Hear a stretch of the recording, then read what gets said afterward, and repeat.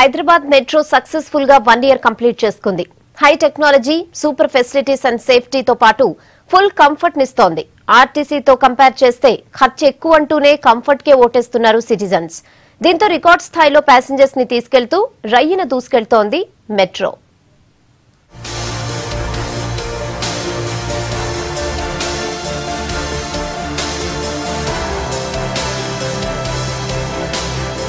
Hyderabad metro ప్రారంభమై ఏడాది పూర్తయింది.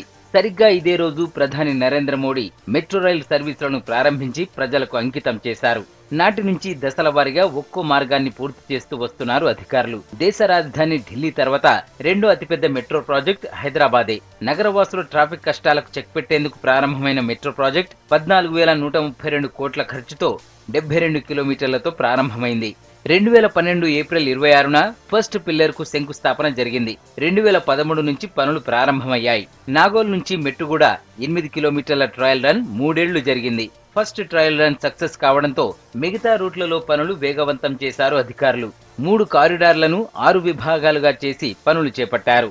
2015 మార్చికే ఫస్ట్ ఫేజ్ ను అందుబాటులోకి తీసుకురావాలనుకున్నా అది వాయిదా పడింది. 2017 నవంబర్ 28 నుంచి మెట్రో పరుగులు మొదలయ్యాయి.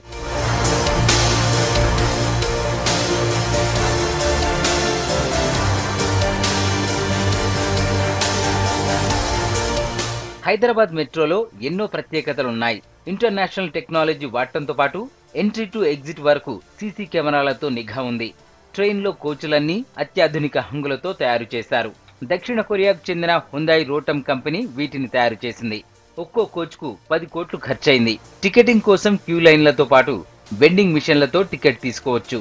లగేజ్ చెకింగ్ పాయింట్స్, ఎస్కలేటర్స్, లిఫ్ట్లతో పొల్యూషన్ ఫ్రీ అండ్ కంఫర్టబుల్ జర్నీని అందిస్తోంది మన మెట్రో.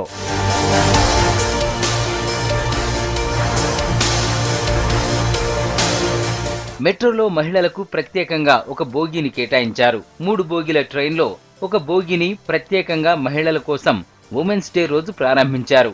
లేడీస్ కోచ్ లో మగవారు కూర్చుంటే 500 ఫైన్ కూడా వేస్తున్నారు. ఏడాది కాకముందే రికార్డు స్థాయిలో 3 కోట్ల మందిని గమ్యస్థానాలకు చేర్చింది మెట్రో. నవంబర్ 14 నాటికి 3 కోట్ల మంది మెట్రోలో జర్నీ చేశారు. మెట్రో ప్రారంభమైన 351 రోజులకే 3 కోట్ల మంది ప్రయాణించడం విశేషం. రోజుకు 1,50,000 మందికి పైగా జర్నీ చేస్తున్నట్లు అధికారులు చెప్తున్నారు. ఈ ఏడాది చివరికల్లా మెట్రో సేవలను హైటెక్ సిటీకి తీసుకొచ్చేందుకు